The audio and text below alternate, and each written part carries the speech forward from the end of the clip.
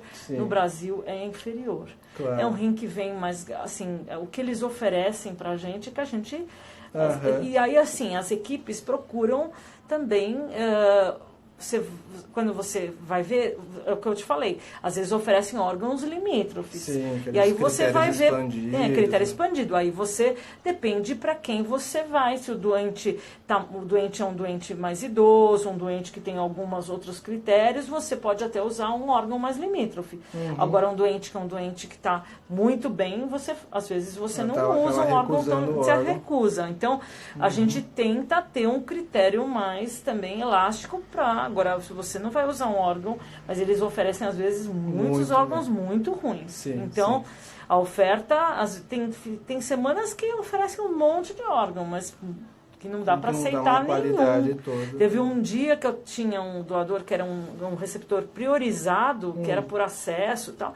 Me ofereceram em uma noite 5 órgãos. Sim, para o mesmo paciente? Para o mesmo paciente, porque ele era priorizado. Eu aceitei um. Que era um pior que o outro. Não dava para aceitar. Eu pude escolher, porque o paciente era muito bom e eu sabia que ia chegar. A própria moça do central me falou: doutora, eu vou te ligar a noite inteira, porque tem um monte de doador. Sim. Então eu sabia que uma hora ia dar certo. Porque eu não ia aceitar um cara jovem, ótimo, não ia aceitar um rim ruim.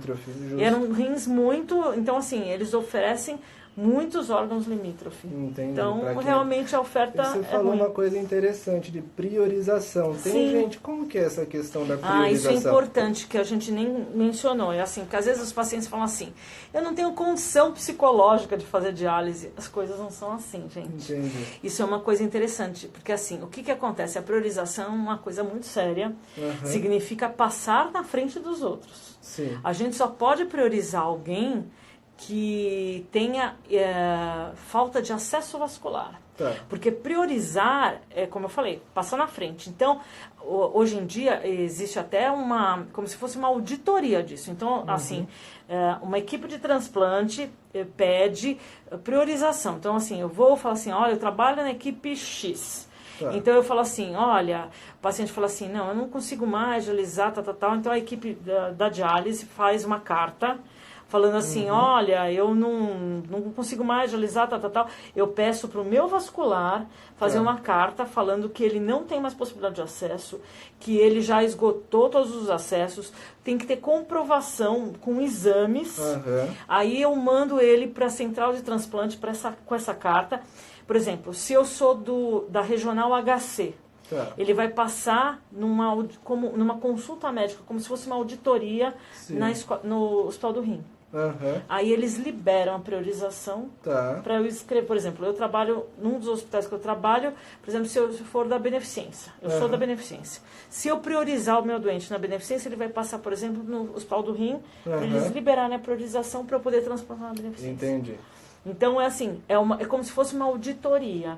Eu não posso simplesmente... Não é tão sim da minha cabeça, vou priorizar você, que você está mesmo... porque ou então o paciente fala: eu não aguento mais fazer diálise. Não é assim, não é assim, aliás, nunca foi. Entendi. Mas, assim, isso é uma coisa muito séria, porque é passar na frente dos outros. Claro. E outra coisa... É por esgotamento vascular. Isso é tão sério que você tem 30 dias para transplantar o doente. Porque, como eu falei, priorização, vai aparecer um monte de doador. Então, você se você não for hipersensibilizado, que é aquilo que eu falei, que não vai aparecer doador, você vai transplantar em 30 dias. Então, você vai transplantar em 30 dias. Então, aí, só não transplanta quem é hipersensibilizado, que daí não aparece doador. Entendi. Então, isso é bem interessante, mas tem essa situação específica, mas que é uma coisa que tem que ter a carta do vascular, tem que ter comprovação de exames, e é uma situação bem especial. Entendi. Isso daí é importante mesmo. Então, essa do ganho tal, a gente falou, né? Que é bem... Vamos ver se tem mais perguntas aqui. Vamos ver. Se surgiu alguma coisa. Aqui a Pri está falando oi. Tem bastante gente aqui. Eu sou a Lucivânia, moro em Natal e tenho só um rim. Pode beber direto? Não, às vezes. Beber o quê? Bebida alcoólica, você quer dizer?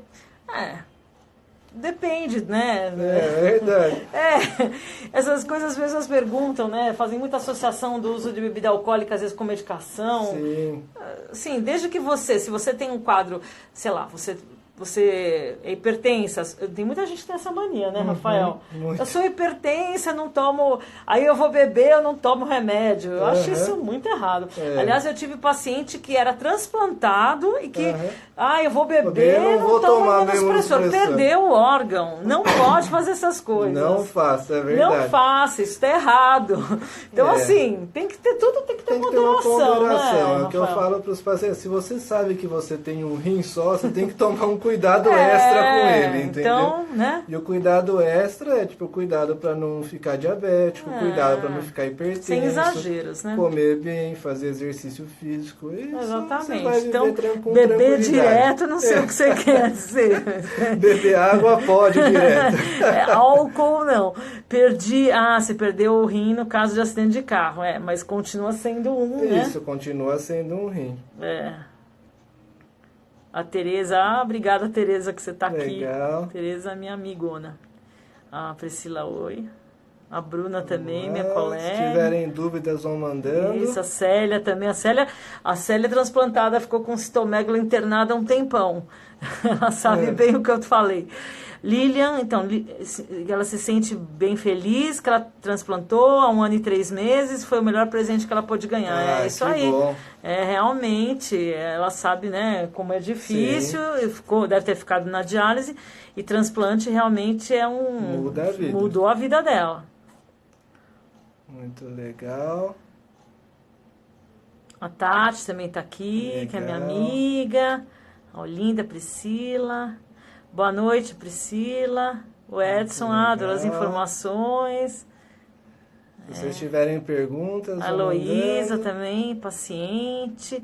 Quais os riscos de vida num transplante? Legal. Os riscos de vida são assim, tem as complicações, todas as complicações são potenciais riscos de vida, né, Rafael? Sem dúvida. Durante a cirurgia, sim, que a gente vê que pacientes, por exemplo, aqui no estado de São Paulo, que a doutora Irina falou, que na média são 4 a 6 anos aí para fazer um transplante. A gente sabe que esses pacientes em hemodiálise, eles são aqueles pacientes que já são hipertensos já há um bom tempo, são diabéticos há um bom tempo, uma parte deles já tiveram infarto. Então, tudo isso são complicações clínicas que tornam o procedimento do transplante mais arriscado, por conta justamente do quadro prévio do paciente. Então, sim, tem um risco, mas é um risco que a gente tenta controlar ao máximo. Né? A gente toma assim, muitos cuidados antes de liberar para o transplante, faz uma avaliação cardiológica muito boa, enfim, tudo com muito cuidado, mas sempre tem um risco que vai além de todos os cuidados que a gente consiga tomar, tanto na hora da cirurgia, quanto no preparo para a cirurgia, quanto no pós-cirurgia.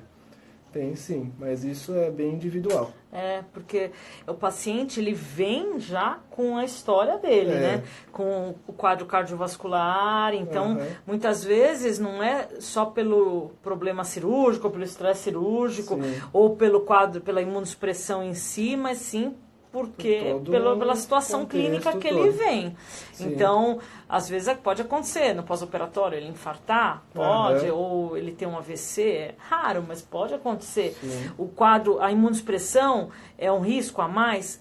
Ele pode ter quadros infecciosos severos, isso é uma complicação grave que pode ser um risco de vida? Pode. Então, são coisas que a gente procura otimizar. Foi aquilo que eu falei. A gente